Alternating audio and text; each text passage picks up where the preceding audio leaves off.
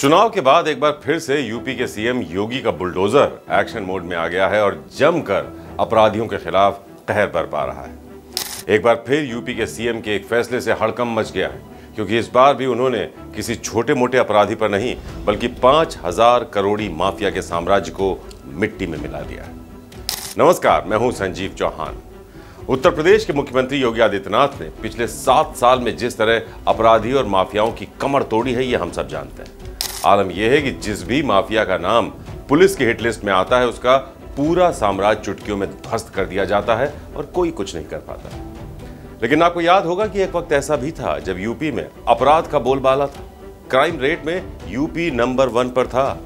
UP में सैकड़ों अपराध को अंजाम देने वाले माफियाओं को सरकार का संरक्षण मिला होता था। अतीक अहमद, मुख्तार अंसारी जैसे लोगों पर हाथ डालने की पुलिस की हिम्मत तक नहीं होती थी। मायावती के राज में तो फिर भी कुछ माफिया अंडरग्राउंड हो जाया करते थे या जेल पहुंचा दिए जाते थे, लेकिन समाजवादी पार्टी के राज में तो माफिया राज कैसे फला फूला वो यूपी ही नहीं, पूरे देश की जनता जानती।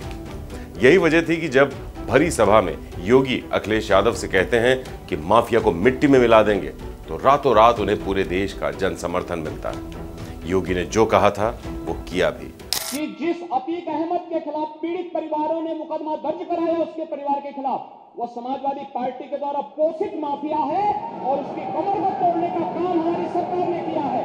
और फिर मैं कह रहा हूं, इसे हाउस में कह रहा हूं, इस माफिया को मिट्टी में मिला देंगे। सरकार किसी है, सरकार किसी है, गफलत में हो, ये माफिया है, इनको मिट्टी में मिलाने का काम करेंगे। अपराधी आ गए हैं, अपराधी को भी दूर करना। अपराध से त्रस्त यूपी की जनता को छुटकारा भी दिलाया और माफिया को मिट्टी में भी मिलाया। सीएम योगी का वही फॉर्मेट अब भी चल रहा है और यूपी की पुलिस सिंघम के अंदाज में ताबड़तोड़ कार्रवाई कर रही है। इस बार योगी के बुलडोजर ने कहर बरपाया है सहारनपुर के खनन माफिया हाजी इकबाल पर। वही हाजी इकबाल जो महज 2 दशकों में फर्श से अर्श तक पहुंच गया और 5000 करोड़ की अकूत संपत्ति का मालिक बन बैठा। लेकिन योगी बाबा के एक फैसले ने इस हजारों करोड़ी खनन माफिया को मिट्टी में मिलाकर रख दिया।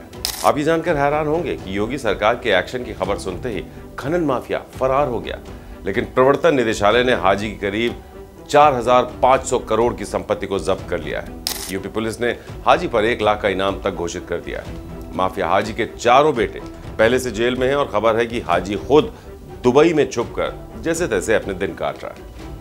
हाजी इकबाल के बारे में बताया जाता है कि एक वक्त पर वो परचून की दुकान चलाया करता था।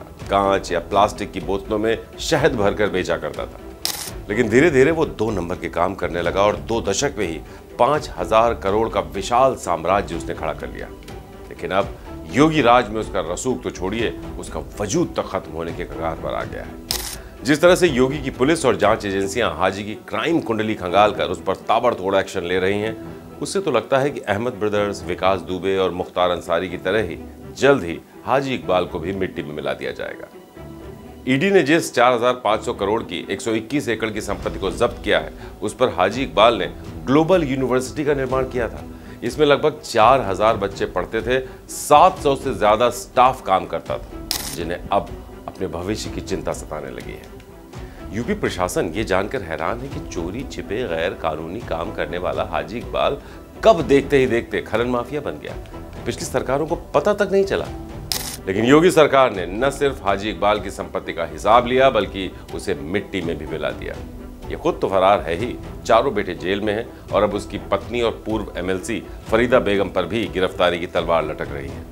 यहाँ तक कि इकबाल से जुड़े कुछ और लोगों की भी धरपकड़ की जा रही है। यूपी पुलिस को ये उम्मीद है कि जल्द से जल्द खनन माफिया हाजी इकबाल को पकड़कर जेल की सलाखों के पीछे पहुंचाया जाएगा और उसे उसके गुनाहों की सजा सुनाई जाएगी। तो इस खबर के बारे में और योगी सरकार के एक्शन के बारे में आपकी क्या है राय, ये हमें कमेंट करके जरूर बताएं।